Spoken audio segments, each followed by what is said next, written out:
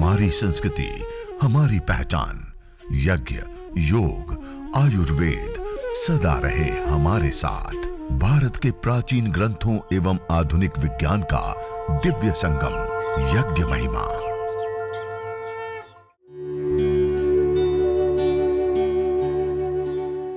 भारतीय संस्कृति में यज्ञ, योग एवं आयुर्वेद जैसी अमूल्य विद्याएं हैं, जिसका मूल है वेद। इतिहास की ओर दृष्टि डालें तो भगवान राम, भगवान कृष्ण से लेकर राजा महाराजाओं, ग्रामवासियों व अरण्यवासी ऋषियों की कुटियों तक नित्य व नैमित्तिक यज्ञों का प्रचलन देखने को मिलता है।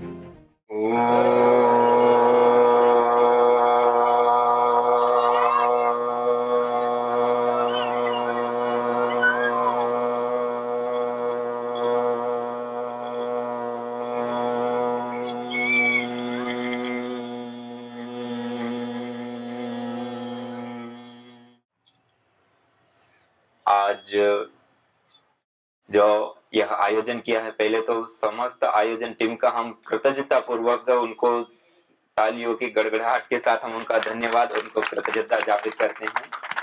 और हम सब लोगों के बीच में हमारी आदरणीय बहन नेहा बहन जी, जो संपूर्ण गुजरात राज्य में जो यह देवीय कर्म यज्ञ है, हवन है, अग्निहोत्र है, उसका उत्तरदायित्व, उसको आगे बढ़ाने के लिए निरंतरता पुरुषार्थ करते हुए अपना उत्तरदायित्व निभा रहे हैं। तो आदरणीय बहन जी भी हमारे बीच में है। एक बार करतल ध्वनियों के साथ उनका भी हम स्वागत और उनका धन्यवाद करते हैं। और ऐसे ही हमारे बीच में सारे कार्यकर्ता, योग योद्धा, साधक भाई बहन और आप सभी योगी भाई बहनों को मैं प्रणाम करता हूँ, नमन करता हूँ, वंदन करता हूँ। और आज हम जिस हवन, यज्ञ, अग्निहोत्र को अभी करेंगे, अपने हाथों से संपन्न करेंगे, उसके विषय में आपको कुछ थोड़ी सी पहले बातें आपके सामने रखते हुए और फिर हम सब लोग यज्ञ करेंगे और यज्ञ के बाद हम इस कार्य को आगे बढ़ाएंगे। तो सबसे पहले देखिए, हम जिस हवन, यज्ञ, अग्निहोत्र को करेंगे और सीखेंगे, दो प्रकार के यज्ञ हम सीखेंगे। एक देव यज्ञ और दूसरा चिकित्सा यज्ञ, जिसको भेषज यज्ञ आयुर्वेद की भाषा में कहते हैं। ये दो को हम अभी सीखेंगे और करेंगे। और ये जो दो यज्ञ हैं, हवन है, अग्निहोत्र हैं, इससे अतिरिक्त हमारे प्राचीन शास्त्रों में 21 प्रकार के यज्ञ कहे गए। कितने प्रकार के यज्ञ? नित्य, नैमित्तिक और काम्य, अलग अलग उद्देश्य के लिए अलग अलग प्रकार के जो यज्ञ होते हैं, वो 21 प्रकार के यज्ञ होते हैं। उसमें हम दो यज्ञ के विषय में आज थोड़ा सा जानेंगे और अपने हाथों से हम करके संपन्न भी करेंगे। देखिए, कोई भी चीज को जब हम जलाते हैं तो वो चीज नष्ट नहीं होती, अपितु रूपांतरित होती है। क्या होता है? रूपांतरित। जैसे हमारे पास पानी है, पानी को 100 डिग्री पर गर्म कर देते हैं तो क्या होता है? वो बाष्प बन जाता है, रूपांतरित हो गया ना। ऐसे धरती पर कोई भी पदार्थ नष्ट नहीं होता है, अपितु रूपांतरित। जैसे नाश शब्द बोलते ना, नाश शब्द का अर्थ नस अदर्शन है। नाश का अर्थ अदर्शन हो जाना, नासह कारण लय, अपने कारण में लय हो जाना। अब देखिए, हम जब हवन करते हैं उसमें उत्तम गुणवत्ता युक्त जड़ी बूटियां, गाय का घी आदि की हम क्या करते हैं? आहुतियां देते हैं। जब उसकी आहुतियां देते हैं तो वो नष्ट नहीं होते, फिर तो क्या होते हैं? और पाते हैं। जैसे हम गाय का घी डालते हैं तो गाय के घी को आहुति के रूप में देने पर वो 1864 गुना बढ़ जाता है, गैस फॉर्म में रूपांतरित हो जाता है। कितना? वो गैस फॉर्म में रूपांतरित हो जाता है। और उसके अंदर सैचुरेटेड फैटी एसिड होते हैं, उसके जलने से कीटोन्स बनते हैं और कीटोन्स के टूटने पर कार्बन की अपेक्षा 6 गुना ज्यादा ऑक्सीजन रिलीज होता है। मानी वायुमंडल के अंदर ऑक्सीजन को भी बढ़ाने का काम करता है। तो जो हम आहुतियां देते हैं, उन आहुतियों में विशेष रूप से एक तो गाय का घी होता है और दूसरा मुख्य अवि होती हैं अलग अलग जड़ी बूटियां। जो हम जड़ी बूटियों की आहुति देते हैं, वह जड़ी बूटियां जब जलती हैं तो उससे 3 चीजें निकलती है। कितनी चीजें? एक गैस बनती है, एक पार्टिकल बनते हैं और एक एनर्जी, ऊर्जा। इन 3 रूपों में वो रूपांतरित हो जाती है। जब ये 3 रूपों में वो रूपांतरित होती हैं तो उसमें जो पहला फॉर्म, गैस फॉर्म में जब वो आती हैं तो हमने अलग अलग जो ये जड़ी बूटी आपके सामने रखी ना, ये रोगानुसार अलग अलग जड़ी बूटियां हैं। उसके हवन से मानी अलग अलग जड़ी बूटियों को हवन करने पर उससे जो उत्पन्न धूम्र या गैस होती हैं उसको हमने एनालाइज किया। एक GCMS gas chromatography mass spectroscopy, एक गैस को माइक्रो लेवल पर एनालाइज करने की एक तकनीक होती है जो आज मॉडर्न मेडिकल साइंस में विशेष रूप से उसका प्रयोग किया जाता है। इस तकनीक का उसके माध्यम से इस गैस को कलेक्ट करके एनालाइज किया। सामान्य रूप से लोग क्या कहते हैं, कोई भी चीज जलती है तो क्या निकलता है, कार्बन डाइऑक्साइड, कार्बन मोनोऑक्साइड, अर्थात पोल्यूटेंट गैस है, ऐसे कहते हैं ना।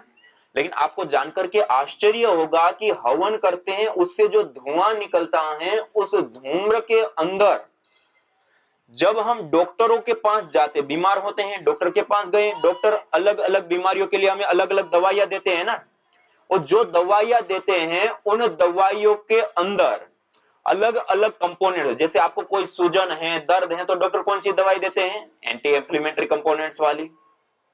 हमें कैंसर हो गया तो क्या देते हैं, एंटी कैंसरस दवाइयां। कहीं इंफेक्शन आदि हो गया तो क्या देते हैं, एंटी माइक्रोबाइल दवाइयां देते हैं ना। आपको जानकर के आश्चर्य होगा, इस हवन के धूम्र के अंदर ये सारे कंपोनेंट मल्टीपल परमिसिबल लिमिट के अंदर गैस फॉर्म में एक साथ अवेलेबल रूप में प्राप्त होते हैं, गैस फॉर्म में। मानी यज्ञ का धूम्र पोल्यूशन नहीं अपितु विशुद्ध मेडिसिन होता है। क्या होता है, मेडिसिन होता है। और आयुर्वेद में भी कहा, आयुर्वेदेषु यत् प्रोक्तम यस्य रोगस्य भेषजम तस्य रोगस्य शांत्यर्थम तेन तेनेव होमयेत्। अर्थात जिन रोगों की शांति के लिए जिन औषधियों का हम सेवन करते हैं, उन्हीं औषधियों से हवन करने पर वह रोग हमारे शांत होते हैं, दूर होते हैं।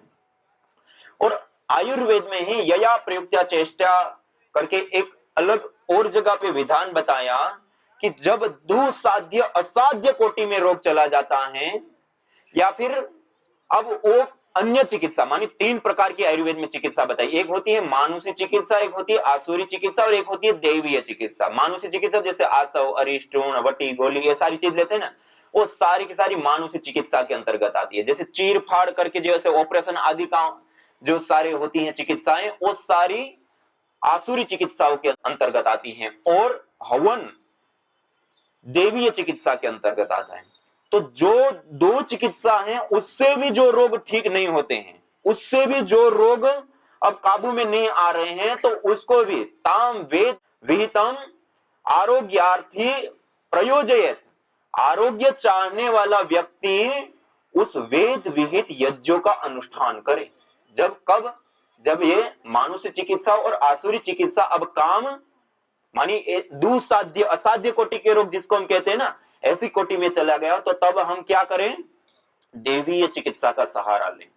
और इसी प्रकार अथर्ववेद में भी कहा, यदि क्षितायुर यदि वा परेतो यदि मृत्युरंतिकम नितेव तमाहरामि अस्पार्शमेनम सतसारदाय। यदि वो व्यक्ति की आयु क्षीण हो चुकी है, उनकी धातुएं क्षीण हो चुकी है, उनके प्राण अब क्षीण हो चुके हैं, अब उनका जीवन समाप्त सा हो चुका है, अब बीमारी या अन्य कारणों से अब वो लंबा जीवन जीने की सामर्थ्य वो खो चुका है, तमाहरामि, उसको भी मैं यज्ञ बाहर लाता हूं और सतसारदाय 100 साल की उनको शक्ति के साथ आयु प्रदान करता हूं। अथर्ववेद में भी विशेष रूप से यज्ञ चिकित्सा में बारे में कई सारी बातें बताई। इन्हीं सब आधारों के आधार पे कुछ वर्तमान में रिसर्च अनुसंधान जो मॉडर्न मेडिकल साइंस में लोग मानते हैं, उसी के आधार पे कुछ अनुसंधान किए। और उन अनुसंधानों में भी यज्ञ करने पर जो धूम्र बनता है, उस धूम्र के अंदर मल्टीपल कंपोनेंट्स मॉलिक्यूल्स जो अलग अलग बीमारियों को जो ट्रीट करते हैं, वो कंपोनेंट्स इस एयर के अंदर पाए जाते हैं। और वो जब वायु के अंदर आते हैं तो वो श्वसन के माध्यम से हमारे लंग्स तक, लंग्स के माध्यम से हमारे ब्लड तक, और ब्लड के माध्यम से हमारे पूरे शरीर के अंदर प्रवेश पाते हैं। और जो दुसाध्य असाध्य कोटि के हम रोग कहते हैं, वो भी ठीक हो जाते हैं। हमने जब से यज्ञ चिकित्सा शुरू किया है, आपको जानकर के आश्चर्य होगा, मैं आपके सामने 1 या 2 केस सामने रख करके मैं बताना चाहता हूं कि देखिए, हम जिस जीवन को जीते हैं ना, उसके लिए हमें क्या चाहिए, एनर्जी चाहिए ना। ऊर्जा चाहिए, शक्ति से हमारा जीवन चलता है ना। इस शक्ति को प्राप्त करने के लिए हम क्या करते हैं? आहार लेते हैं। वो आहार हम कितने रूपों में लेते हैं? कितने रूपों में लेते हैं? 3 रूपों में लेते हैं। कितने? 3 रूपों में आहार लेते हैं, ठोस, द्रव और गैस। ठोस रूप में रोटी, दाल, चावल आदि हम लेते हैं। द्रव रूप में पानी, दूध, जूस आदि हम लेते हैं। और गैस रूप में वायु लेते हैं। ये 3 रूपों में हम आहार लेते हैं। अब जो 3 रूपों में आहार लेते हैं उसमें सबसे ज्यादा आहार हम कौन सा लेते हैं? हम 24 घंटे में ही देखें, भोजन कितनी बार करते हैं? 2 बार, 3 बार। पानी 5 बार, 10 बार, बहुत ज्यादा 15 बार। गर्मी है तो थोड़ा ज्यादा, ठंडी है तो थोड़ा कम।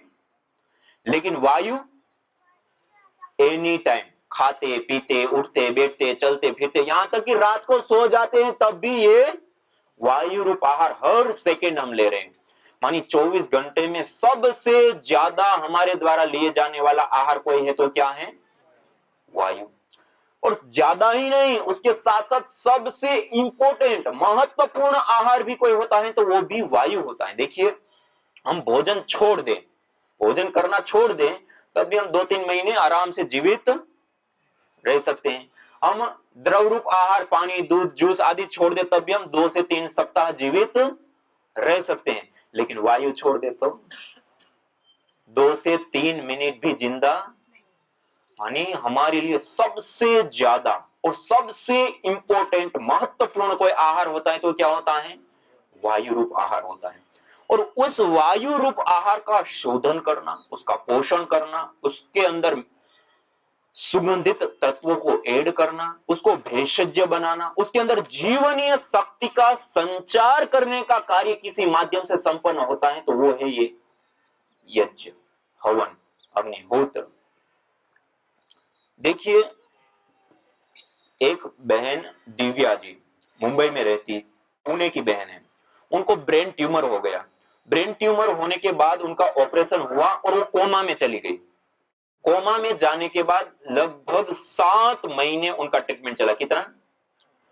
अलग अलग हॉस्पिटलों में अलग अलग ट्रीटमेंट, और एक एक दिन का 80,000 से 1-1 लाख रुपए के बिल भी उन्होंने भरे। मतलब बड़े हॉस्पिटल जो मुंबई में कहे जाते हैं उन हॉस्पिटलों की, उसको हम किसी भी तरीके से ठीक कर पाए। माता पिता की यही आश होती है किसी भी बच्चों के प्रति, और उन्होंने जो कुछ मॉडर्न मेडिकल साइंस में किया जा सकता है वो सब कुछ किया। और अंतिम में उनकी जब डॉक्टर लोगों ने बिल्कुल मना कर दिया, कहते हैं ना दया मृत्यु देना, कि अब ये ठीक हो ही नहीं सकते हैं, कि इनको इस शरीर से मुक्ति मिल जाए तो इस दर्द इस पीड़ा से मुक्ति हो जाए और दूसरा जीवन मिलेगा। ऐसी अवस्था में डॉक्टर लोगों ने छोड़ दिया। उस समय उनकी हालत देखे तो हाथ पैर पूरे टेढ़े मेढ़े हो गए थे। उनके गले में होल किया हुआ था, वहां से कफ निकालते थे। छाती में होल करके एक अलग से नली डाली थी, अलग मशीन लगी थी, उसके माध्यम से श्वास आ रही थी, जा रही थी। और उसके साथ साथ पेशाब पानी आदि के लिए भी नलियां। ऐसे 7 महीने बेड के ऊपर, इतनी बुरी अवस्था। और अंतिम में डॉक्टर लोगों ने लाखों लाखों रुपए खर्च करने के बाद भी जवाब देकर के छोड़ दिया। जब वो घर पे गए उसके बाद उनको कहा कि आप उनके कमरे के अंदर ये यज्ञ करना प्रारंभ कर दीजिए। और उस समय उन्होंने इस यज्ञ को, हवन को विशेष औषधियों के साथ करना प्रारंभ किया। हर दिन सुबह और शाम देव यज्ञ और उसके बाद गायत्री मंत्र से 108 विशेष आहुतियां देकर के प्रारंभ किया। और आपको जानकर के आश्चर्य होगा, जो 7 महीने बड़े बड़े 4 हॉस्पिटल और लाखों रुपए खर्च करने के बाद भी कुछ नहीं हुआ, वो बहन केवल 2.5 महीना उनके घर में यज्ञ करने से कोमा से बाहर आ गई। और इतना ही नहीं, 6 महीना लगातार हवन करते रहे। उनकी जो डॉक्टर लोगों ने कहा था कि ये कोमा से पहले तो बाहर आएगी ही नहीं, और आ भी गई बाई चांस किसी भी कारण से, तो उसकी स्मृति शक्ति नहीं आएगी, वो सुन नहीं पाएगी, वो देख नहीं पाएगी। और आपको जानकर के आश्चर्य होगा कि 6 महीना लगातार यज्ञ चला और उस वायुमंडल में, उस कमरे में निरंतर वो रही। उनकी कुछ दिनों में जो ऑक्सीजन के लिए नली लगी थी वो भी हट गई, पेशाब पानी की नलियां और सारी चीजें हट गई, और आज बिल्कुल सामान्य जीवन जी रही। और ये जो मैं आपको केस बता रहा हूं वो केस है जिसको मॉडर्न मेडिकल साइंस कहते हैं, या एलोपैथी की दवाइयां कहते हैं, या हम जिसको कहते हैं कि बहुत स्पीड से काम करती है, बहुत ज्यादा काम करती है।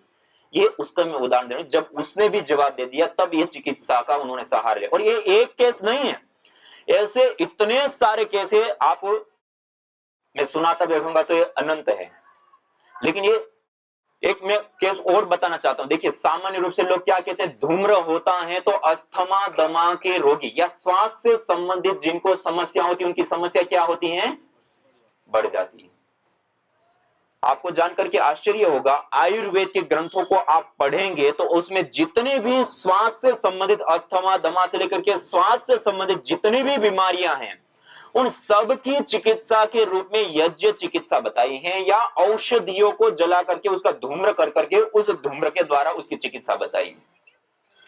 और हमने वर्तमान में कई सारे ऐसे अस्थमा दमा और क्रोनिक अस्थमा और लंग फाइब्रोसिस को WHO कहता है कि ये लाइलाज बीमारी कहते हैं ना, इसका कोई उपचार मॉडर्न मेडिकल साइंस में नहीं है। एक हमारी बहन घाटकोपर में रहती है, बहन शिल्पा जी, कोरोना के काल में उनको लंग फाइब्रोसिस हो गया। लंग फाइब्रोसिस होने के बाद उनका कई लंबे समय तक उन्होंने ट्रीटमेंट लिया और धीरे धीरे उनकी हालत इतनी गंभीर अवस्था में आ गई कि लास्ट में वो अपना नित्य कर्म जो होते हैं वो नहीं कर पाती थी। इतनी क्रोनिक अवस्था में आने के बाद डॉक्टर लोगों ने भी जवाब दे दिया। उसके बाद उनको हमने कहा कि यज्ञ चिकित्सा कीजिए, तो उनके पति को तो गुस्सा आ गया कि तो वैसे ही रोटी घर में पकती है तो उससे कितना, गैस के ऊपर रोटी पकती है उसमें क्या धुआं होता है, एक स्माइल से फैलती है, उसमें भी वो नहीं रह पाती है कि, और आप यज्ञ की बात कर रहे हैं। हमने कहा आप करके तो देखिए, तकलीफ हो तो आप मत करना, आप एक बार चालू तो करो। और उन्होंने करना प्रारंभ किया, पहले ही दिन से उनको इतनी बड़ी मात्रा में राहत मिली और लगातार उनका लगाव फिर बढ़ गया। लाभ होता है क्योंकि सब कुछ कर चुके, कुछ हुआ नहीं। उसके बाद हर दिन यज्ञ, और यज्ञ के बाद गोकुल, भीमसेनी कपूर और जो विशेष जड़ी बूटी उनकी धुनी करने लगे और उसमें रखना। 15 दिन के अंदर वो लंबा गहरा श्वास भरने की अवस्था में आ गई, वरना वो छोटी सी श्वास हो गई थी। और धीरे धीरे लगातार वो करने पर 3.5 महीने के बाद जब उन्होंने लंग फाइब्रोसिस की दोबारा रिपोर्ट निकालवाई तो लंग फाइब्रोसिस क्योर हो गया। डॉक्टर कहते इसका कोई उपचार है ही नहीं, हो ही नहीं सकता, दोबारा निकालो, दोबारा निकलवाया, क्योर आया। डॉक्टर भी आश्चर्य कि ऐसे कैसे हो गया। मानी आयुर्वेद ग्रंथों के अंदर जो बातें बताई हैं उसको हमने प्रैक्टिकली भी देखा, और उसके साथ साथ हमने जब अनुसंधान किए, उन अनुसंधानों में भी उन बीमारियों को ट्रीट करने वाले, उसको ठीक करने वाले जो कंपोनेंट्स होते हैं, मॉलिक्यूल्स होते हैं, जो हम दवाइयों के रूप में लेते हैं, वो यज्ञ के धूम्र के अंदर पाए जाते हैं। मानी यज्ञ चिकित्सा एक बहुत बड़ी विधा और विद्या है। तो मैं बता रहा था कि जो हम यज्ञ करते हैं उससे एक तो गैस बनती है। क्या बनती है? जो गैस बनती है उसके अंदर ये मेडिसिनल कंपोनेंट होते हैं, उससे हमारी ट्रीटमेंट, हमारी चिकित्सा भी होती है।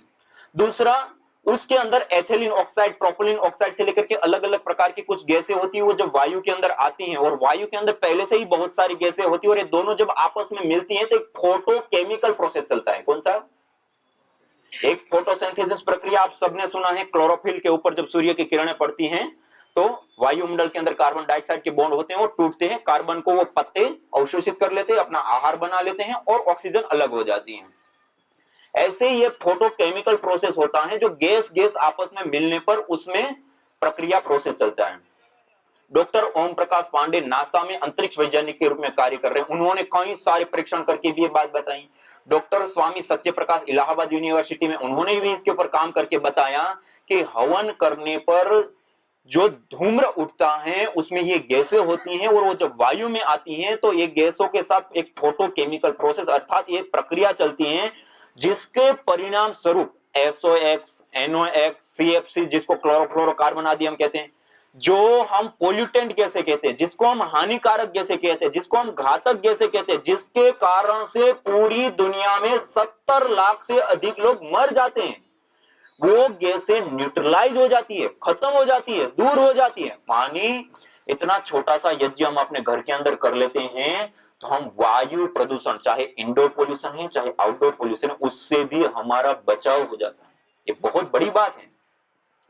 और दूसरा, इससे अतिरिक्त जब हम हवन करते हैं उससे पार्टिकल, छोटे छोटे कण बनते हैं, वो ऑर्गेनिक मॉलिक्यूल्स कहे जाते हैं। वो जब वायुमंडल के अंदर आते हैं, डॉक्टर वाई के विजय जी जयपुर यूनिवर्सिटी में राजस्थान में और doctor Mamta Saxena ji central pollution government board Delhi में, इन दोनों ने अलग अलग रिसर्च करके बताया कि ये जो ऑर्गेनिक मॉलिक्यूल्स वायु में आते हैं उससे जो एटॉमिक रेडिएशन होता है वो भी कम हो जाता है। और डॉक्टर ममता सक्सेना जी ने बताया कि हवन करने पर जो ऑर्गेनिक मॉलिक्यूल्स वायुमंडल में आते हैं उससे इलेक्ट्रोमैग्नेटिक रेडिएशन से भी हमारा बचाव हो जाता है, इलेक्ट्रोमैग्नेटिक रेडिएशन भी दूर होता है। मानिए आज दुनिया की एक बहुत बड़ी समस्या है, आप में से काफी लोग जानते हैं भोपाल में जब गैस घटना हुई थी, मिथाइल आइसोसाइनाइड गैस एक एक्टिव रेडियो एक्टिव विकिरणों के साथ वो रिलीज हुई थी, उस समय हजारों लोगों की जान गई थी। और उस समय की दो घटना, एक राठौड़ परिवार और एक कुशवाहा परिवार, इन दो परिवारों की ऐसी घटना सामने आई थी कि उन लोगों ने यज्ञ करते थे और यज्ञ किया और वो बच गए थे। और इस प्रकार और भी अलग अलग काफी सारी रिसर्च है, काफी सारी घटनाएं ऐसी है। मतलब कहने का अभिप्राय है कि ये छोटा सा यज्ञ जो हम अभी संपन्न करेंगे, अपने हाथों से करेंगे, उस यज्ञ को करने से रेडिएशन से भी बचाव होता है, पॉल्यूशन से भी बचाव होता है, स्वास्थ्य लाभ, आरोग्य लाभ। पहले तो बीमारी कोई होती नहीं और हो भी गई है तो ठीक हो जाती है। देखिए हम जिस इस अथाह वायु के समुद्र के अंदर श्वास लेते हैं उसमें दो प्रकार के पार्टिकल होते हैं, एक होते हैं धन आवेशित कण और एक होते हैं ऋण आवेशित कण। ये जो दो प्रकार के कण होते हैं, सामान्य रूप से जहां पर भीड़ भाड़ वाले इलाके हैं, शहरीकरण है, औद्योगिकीकरण है, ऐसे स्थानों पर धन आवेशित कणों की बाहुल्यता होती है। उसमें रहने पर हमारे शरीर के अंदर ब्लड सीरोटोनिन की मात्रा जो होती है वो परिवर्तित होती है, जिसके परिणाम स्वरूप हमारी बॉडी एसिडिक बन जाती है। और एसिडिक बॉडी बनने के कारण अनेक प्रकार के रोग हो जाते हैं। और जहां पर झरने हैं, नदी है, तालाब हैं, समुद्र के तट हैं, पहाड़ी क्षेत्र होते हैं, ऐसे स्थानों में या जंगल बागवान हैं, तो वहां पर ऋण आवेशित कणों की बाहुल्यता स्वाभाविक रूप से होती है और वहां रहने मात्र से मानसिक शांति मिलती है। ब्लड सीरोटोनिन की मात्रा में चेंज आने के कारण से हमारा शरीर अल्कलाइन बन जाता है। आज अल्कलाइन बॉडी को बनाने के लिए अल्कलाइन वाटर पीने के लिए कहते हैं, और अल्कलाइन वाटर बनाने के लिए 3.5 लाख रुपए की मशीन आती है। कितने की? और हम जो यज्ञ करते हैं उस यज्ञ की जो भस्म होती है उसको यदि 2-3 ग्राम 1 लीटर पानी के अंदर कुछ ग्राम यदि हम डाल करके और वो करते हैं, वो पानी भी अल्कलाइन हो जाता है। उसके साथ साथ जो ये पार्टिकल होते हैं, ऋण आवेशित पार्टिकल, वो भी वायुमंडल के अंदर आते हैं। न जाने कितनों ने आहुतियां दी इन अमित्र रोगों के संतापों से, है वर्तमान भी आज दुखित, न पूछो भविष्य के प्रकोपों से। प्रत्युष पावनी होती जहां यज्ञानुष्ठान घर आंगन में, वहां मनुष्येतर सब झूमते शांति भरे सुख आनंद से। इदम हवीर यातु धाना नदी भेना इमाम वहत, अर्थात जैसे नदी का जल जाग को बहा ले जाता है, वैसे ही यज्ञ में आहूत की हुई हवि सभी प्रकार के रोग, दोष, ताप, संतापों को वैसे ही बहा ले जाती है जैसे नदी जागो को। चीजें जो छोटी छोटी हैं वो मैंने आपके सामने रखने का प्रयास किया। अब आइए हम सब लोग मिल करके इस यज्ञ को संपन्न करते हैं, और उसके लिए अत्यंत आवश्यक कुछ और भी नियम होते हैं। यदि साथ में आपको बता ही देता हूँ, जिस स्थान पे हम यज्ञ करने बैठते हैं वह स्थान कौन सा हो। कई लोग घर के बाहर जाके यज्ञ करें। दैनिक यज्ञ, देव यज्ञ, अग्निहोत्र हमें अपने घर के अंदर करना होता है, तभी हमें विशेष उसका लाभ होगा। घर की वायु शुद्ध, पवित्र, सुगंधित, रेडिएशन, बैक्टीरिया, वायरस, फंगस आदि से सबसे मुक्ति और आरोग्यकारक वायु प्राप्त होती है, और उससे हमारा हित विशेष रूप से सधता है। तो हमें अपने घर के अंदर यज्ञ करना होता है, ना कि घर के बाहर जा करके। दूसरा, जब हम यज्ञ करते हैं तो उस समय झाड़ू पोछा लगा करके उस स्थान को विशेष रूप से पवित्र, शुद्ध और व्यवस्थित कर लेते हैं। उसके बाद जब हम यज्ञ करने के लिए बैठते हैं, हमें भी स्वयं को स्नान आदि क्रियाएं करने के बाद, पवित्रीकरण, शुद्धिकरण की क्रियाएं करने के बाद ही हमें यज्ञ करना चाहिए। और जो वस्त्र हम पहनते हैं वो वस्त्र भी सुव्यवस्थित हो, सही हो, भारतीय परिधान हो, थोड़े से खुले वस्त्र हो, और धुले साफ सुथरे थोड़े वस्त्र हों, इसी प्रकार से शरीर भी स्नान आदि करके शुद्ध किया हुआ हो, इसी प्रकार से हमारी जो भाव है, हमारे जो विचार है वो भी शुभ हो, पवित्र हो, संपूर्ण विश्व की मंगल कामना के साथ युक्त हो। इस प्रकार से कुछ कुछ चीजों का हमें ध्यान रखना, और जो पात्रों का हम प्रयोग कर रहे हैं वो पात्र भी धुले हो, साफ सुथरे हो, ना कि आज हमने किया और ऐसे ही रख दिया और कर लेकर के वैसे ही बैठ गए। तो उसको भी हम थोड़ा साफ सुथरा रखें, धो करके रखें। और उसके बाद यज्ञ भारतीय संस्कृति की मुकुट मणि है, प्रतीक है, मूल है। मानव जीवन के हर पहलू के साथ यज्ञ जुड़ा हुआ है, चाहे वह संस्कार, चाहे पूजा पाठ, या फिर पर्व से लेकर हर शुभ अशुभ अवसरों में भी यज्ञ करने की सार्वभौमिक, वैज्ञानिक एवं पंथ निरपेक्ष पावनी परंपरा रही है। आइए हम संकल्प लें, संसार के श्रेष्ठतम कर्म यज्ञ को अपनाएं। पिंड और ब्रह्मांड में संतुलन कायम करने वाले यज्ञ को अपने जीवन का अभिन्न अंग बनाएं एवं प्रकृति मां के प्रति अपने ऋणों को अदा करें। विश्व स्वास्थ्य का एक नारा, यज्ञ से होगा जग उजियारा।